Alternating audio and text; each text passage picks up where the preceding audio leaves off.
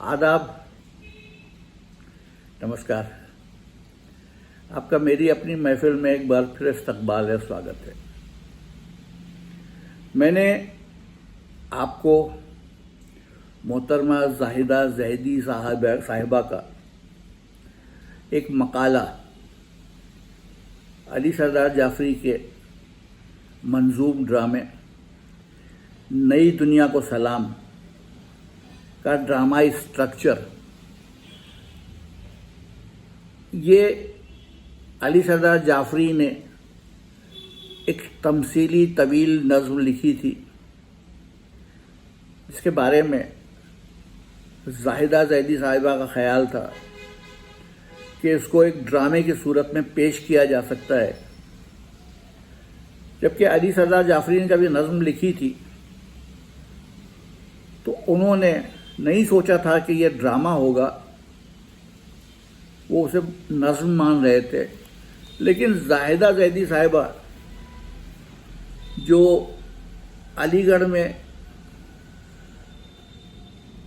अलीगढ़ मुस्लिम university में head of the department थी, जहां उन्होंने कई अंग्रेज़ी ड्रामे किए, उर्दू ड्रामे किए। जाहिदा ज़ैदी साहिबा जो जदीद उर्दू शायरी और तनकीद के सियाक़ो सबाक़ में एक अहम, मोतबर और मुस्तनिद नाम है। उनकी शायरी के 4 मजमूए और तनकीदी मज़ामीन का एक मजमुआ बउनवान रुमूज़े फ़िक्र व फ़न इससे कबल मंजर आम पर आ चुके हैं, और जिन मकालों के मजमूए से मैं आपको पढ़कर ये मकाला सुना रहा हूँ, उसका उन्वान है लज़्ज़त आशनाई। जाहिदा ज़ैदी साहिबा को उर्दू अदब में हम लोग वो मकाम नहीं दे पाए जिसकी वो हकदार हैं। खैर, तो मैंने आपको नई दुनिया को सलाम के ड्रामाई स्ट्रक्चर का पहला हिस्सा सुनाया था। अब मैं आपको दूसरा हिस्सा सुना रहा हूँ। हो सकता है मुझे आपको 2 और हिस्से सुनाने पड़ें, क्योंकि मकाला तवील है। तो सुनिए दूसरा हिस्सा। दूसरा मंजर जो शबे उरूसी गुजर जाने के बाद का मंजर है, इश्क व मोहब्बत के उस तजुर्बे के तख्लीकी पहलू पर मरकूज़ है। यह मंजर जावेद के गीत से शुरू होता है, जो उसके महबूबा के हुस्न जवानी का नगमा है, और जिसमें रूमानी जज्बात और शायराना तख़य्युल के साथ साथ औरत के तख्लीकी रोल की तरफ भी बलीग इशारे मिलते हैं। चंद अशार देखिए। उभर रहा है कोई वक्त के तलातुम से, जबी पे कौसे क़ज़ा की कमा सजाए हुए। उभर रहा है कोई वक्त के तलातुम से, जबी पे कौसे क़ज़ा की कमा सजाए हुए। खुमार नीम शबी का है आँख में काजल, हथेलियों पे हिना के कंवल जलाए हुए। खड़ी है ख्वाबो फसाने की सरहदों के करीब, अंधेरी रात के दिल में चमन खिलाए हुए।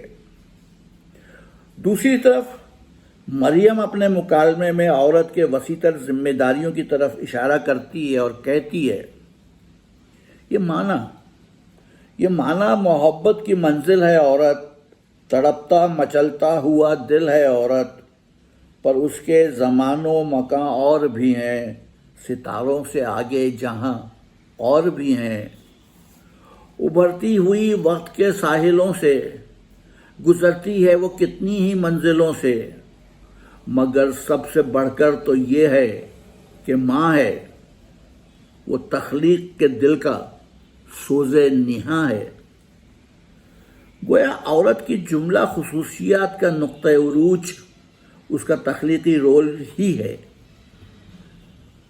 اس منظر میں جاوید اور مریم اپنی تمام تر اسطوری اور آفاقی خصوصیات کے ساتھ ہمارے سامنے آتے ہیں، یعنی ان کی علامتی معنویت زیادہ نمایاں ہے، لیکن ساتھ ہی ان کے ذاتی تجربات اور احساسات کو بھی دلنشیں انداز میں پیش کیا گیا ہے۔ مثلاً حاملہ ہونے پر مریم کے یہ تاثرات: رگو پے میں کوئی سمایا ہوا ہے، میری روح پر رنگ چھایا ہوا ہے، نگاہوں میں نشہ سا چھانے لگا ہے، ہر ایک چیز پر پیار آنے لگا ہے، ایک ارمان آغوش میں پل رہا ہے، لہو ناشتا ہے، رگیں ٹوٹتی ہیں، میرے جسم میں کونپلیں پھوٹتی ہیں، میرے جسم میں کونپلیں پھوٹتی ہیں۔ یہ اشعار عورت کے اس ولولہ انگیز تجربے کا ایک بھرپور اور شاعرانہ اظہار ہیں، اور ساتھ ہی اس کی علامتی معنویت کا پہلو بھی اس کی پیکر تراشی میں مضمر ہے، جو ان اشعار میں زیادہ نمایاں ہے۔ یہ ایک موج طوفاں ہے جو بڑھ رہی ہے، ندی دم بدم چڑھ رہی ہے، زمین آسماں چاند سورج ستارے مجھے دور سے کر رہے ہیں اشارے۔ اور گہرے جذبات اور آفاقی تصورات کا یہ سنگم مریم کے ایک معتبر اور ناقابل فراموش ڈرامائی کردار ہونے کی ضمانت بن گیا ہے، اور جاوید کے یہ اشعار اس تجربے کے علامتی پہلو کو ایک اعلیٰ تر سطح پر پیش کرتے ہیں۔ حیات بشر ہے بڑی شاعرانہ، محبت ہے اس کی بقا کا بہانہ، حیات بشر ہے بڑی شاعرانہ، محبت ہے اس کی بقا کا بہانہ، تسلسل ہی ہے زندگی کا ترانہ، تسلسل حقیقت، تسلسل فسانہ، تسلسل ہے دریائے جاں کی روانی، تسلسل سے انسان ہے جاویدانی، تسلسل سے انسان ہے جاویدانی۔ مجموعی طور پر اس منظر میں، جس کا تناظر آفاقی ہے، جذبات فکر محسوس میں اور تصورات کائناتی ویژن میں تحلیل ہو گئے ہیں، اور ہم ڈرامے کے علامتی طرز احساس اور طرز اظہار سے زیادہ بہتر طریقے سے روشناس ہوتے ہیں، اور اس ویژن کے خد و خال کو واضح کرنے کے لیے ہمیں اب تیسرے منظر کی طرف متوجہ ہونا ہوگا۔ اس منظر میں شاعر، ڈرامہ نگار ہمیں ایک آفاقی تناظر سے عصری منظر نامے کی سمت واپس لاتا ہے، لیکن اس غیر متوقع تبدیلی کا کوئی واقعاتی یا نفسیاتی جواز پیش نہیں کیا گیا ہے۔ البتہ ان متضاد کیفیات کو ایک رشتے میں پرونے کا وسیلہ وہ پہلا کورس ہے جسے زندگی کا ترانہ کہا گیا ہے، اور یہاں اس ڈرامے کا ہدایت کار زندگی کو ایک نوجوان، حسین اور ولولہ انگیز عورت کے روپ میں بھی پیش کر سکتا ہے، جس کا لباس سبز ہو اور اس کے سر پر پھولوں کا تاج ہو، اور زندگی سٹیج کے سامنے والے حصے میں یعنی پردے کے سامنے اپنے اس ترانے کو ترنم کے ساتھ بھی پیش کر سکتی ہے۔ اسی طرح موت کو سیاہ لباس میں پیش کیا جا سکتا ہے، وقت کو جس میں انقلاب کا تصور حاوی ہے سرخ لباس میں، اور تاریخ کو ہلکے نیلے لباس میں پیش کیا جا سکتا ہے۔ کورس کرداروں کی اس تخیل آفری پیشکش سے ڈرامے کی اثر انگیزی میں اضافہ ہو سکتا ہے، اور اسے گہرے علامتی معنوں کا انکشاف بھی ہو سکتا ہے۔ اس ڈرامے میں سردار جعفری نے ان علامتی کرداروں کا استعمال خاصی چابک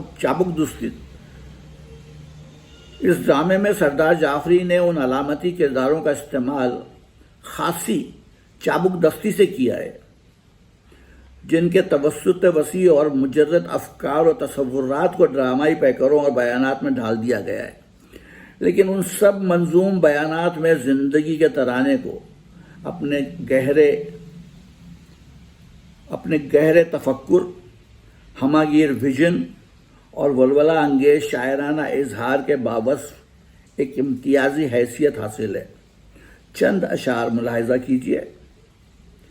ترانہ ہائے چنگ ہیں سروت موج گنگ میں، بتانے آزری مچل رہے ہیں خشت و سنگ میں، سفینہ آفتاب کا رواں ہے نور و رنگ میں، اگر کوئی بہشت ہے تو بس یہی زمین ہے، تڑپ رہی ہے موج بحر عشق ماہتاب میں، ہمیشہ کشمکش میں ہے، ہمیشہ پیچ و تاب میں، ہمیشہ سوز و ساز میں، ہمیشہ اضطراب میں، یہ آب و خاک و باد کا جہاں بہت حسین ہے، چمن میں گونجتا ہے نغمہ بلبل حیات کا، شگفتہ اور رنگ ہو گیا ہے گل حیات کا، طفولیت ہے معجزہ تسلسل حیات کا، یہ آب و خاک و باد کا جہاں بہت حسین ہے ذرہ ہائے آتشیں سرشت کائنات میں، رواں انہی کا گرم خون ہے رگے حیات میں،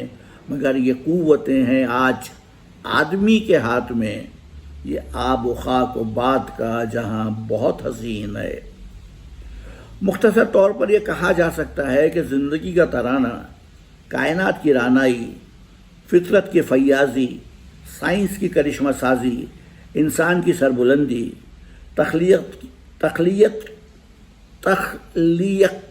تخلیقیت کی ہماگیری، زندگی کے وسیع تر امکانات اور عمل و جد و جہد کی کامرانی کا ترانہ ہے، جو ڈرامے کے ایکشن کو وسعت دے کر اسے آفاقی اور تصوراتی سطح پر پیش کرتا ہے۔ اس نظم پر علامہ اقبال کا اثر بہت گہرا ہے، جو ڈرامے کے دوسرے حصوں میں بھی محسوس کیا جا سکتا ہے، لیکن سردار جعفری نے اقبال کا اثر تو قبول کیا ہے اور ان سے انسپریشن بھی حاصل کیا ہے، لیکن اس اثر کو گہرے طور پر اپنے تخلیقی شعور اور فکری نظام میں جذب کر لیا ہے، جس نے ان کی شاعری کو جلا بخشی ہے، لیکن ان کی انفرادیت کو مجروح نہیں کیا ہے، بلکہ راقم الحروف کی رائے میں تو یہ انسپریشن ان کی مخصوص آواز کو پا لینے کا وسیلہ بھی بن گیا ہے۔ زندگی کے ترانے کا آخری شعر ہمیں ایک المناک عصری مناظر نامے کی سمت واپس لاتا ہے، یعنی مگر غلام قوم کی گھٹی ہوئی ہے زندگی، مگر غلام قوم کی گھٹی ہوئی ہے زندگی، مثال شمع مفلسی بجھی ہوئی ہے زندگی۔ اور جب تیسرے منظر کے لیے پردہ اٹھتا ہے تو ہماری نظر مریم پر پڑتی ہے، جو اداس اور مغموم اپنے ہونے والے بچے کے لیے کئی رنگ کے ٹکڑوں سے ایک ملبوس تیار کر رہی ہے۔ اس لباس کی علامتی معنویت کی طرف پہلے بھی اشارہ کیا جا چکا ہے، لیکن اسے بھی 3 سطحوں پر دیکھا جا سکتا ہے۔ اول یہ کہ مریم مفلس ہے، اس لیے پھٹے پرانے ٹکڑوں کو جوڑ کر اپنے بچے کے لیے لباس تیار کر رہی ہے۔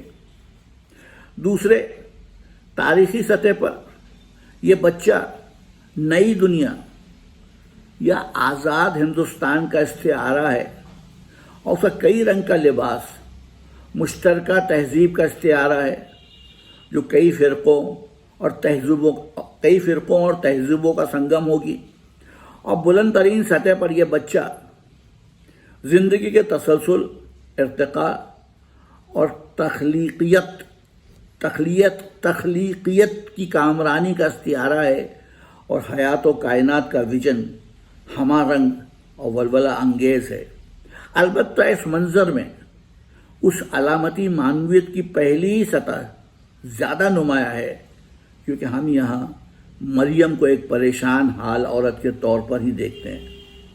پردہ اٹھنے پر شور، نعروں اور بندوق چلنے کی آوازیں مریم کو چونکا دیتی ہیں، اور وہ پریشان ہو کر کہتی ہے، ہر طرف شور محشر بپا ہے، شہر میں جانے کیا ہو رہا ہے۔ اور عین اسی لمحے جاوید داخل ہوتا ہے، اور ان دونوں کے درمیان وہ مکالمہ شروع ہوتا ہے جس میں مریم کی حیثیت تو ایک حساس سامع کی سی ہے، اور جاوید اپنے طویل منظوم مکالموں میں عصری صورتحال اور اس کے تاریخی پس منظر پر بھرپور روشنی ڈالتا ہے، اور اس کے طبقاتی کردار، عوامی استحصال اور غلامی کی لعنت کا گہرائی سے تجزیہ کرتا ہے۔ یہاں سردار جعفری نے اس ڈرامے کے سیاق و سباق میں پہلی بار نظم آزاد کا فارم استعمال کیا ہے، جو بول چال کی زبان سے قریب ہے اور ڈرامائی کیفیت کو نمایاں کرتا ہے۔ بے باک حقیقت نگاری، باریک بین مشاہدہ، حساس تجزیہ، کامیاب پیکر تراشی، انقلابی جوش و خروش اور پروٹسٹ کا جذبہ ان مکالموں کی کچھ نمایاں خصوصیات ہیں، اور ڈرامے کے موضوع کی وضاحت کے لیے یہ ایک کامیاب وسیلہ ہے۔ جاوید کے مکالموں کے چند نمونے ملاحظہ ہوں۔ ہر طرف کال کی آندھیاں چل رہی ہیں، خاک سے اڑ رہے ہیں وباؤں کے کالے بگولے۔ ہر طرف کال کی آندھیاں چل رہی ہے، خاک سے اڑ رہے ہیں وباؤں کے کالے بگولے۔ موت کی ڈائنیں چیختی اور چنگھاڑتی پھر رہی ہیں، مائیں بچوں کو آنچل کے نیچے چھپائے ہوئے کانپتی ہیں۔ موت کی ڈائنیں چیختی اور چنگھاڑتی پھر رہی ہیں، مائیں بچوں کو آنچل کے نیچے چھپائے ہوئے کانپتی ہیں۔ ان کے کانوں میں ہر سمت سے یہ صدا آ رہی ہے، سوکھ جائیں گے ماؤں کے شاداب سینے، اور بچوں کے ہونٹوں سے اڑ جائے گی مسکراہٹ۔ ریگزاروں میں تبدیل ہو جائے گا یہ چمن، دودھ کی جس میں نہریں رواں ہیں۔ اور پھر معاشی صورتحال پر اظہار خیال کرتے ہوئے وہ کہتا ہے، روٹیاں شاخ طوبہ پہ پھلتی نہیں ہیں، روٹیاں بادلوں سے برستی نہیں ہیں، وہی وہ الہام بن کر اترتی نہیں ہیں، وہی وہ الہام بن کر اترتی نہیں ہیں۔ یہ ہے انسان کے ہاتھوں کی تخلیق، یہ ہے انسان کے ہاتھوں کی تخلیق، اس کی صدیوں کی محنت کا پھل۔ لیکن افسوس کہ اس وقت انسان کے ہاتھوں کی پکی ہوئی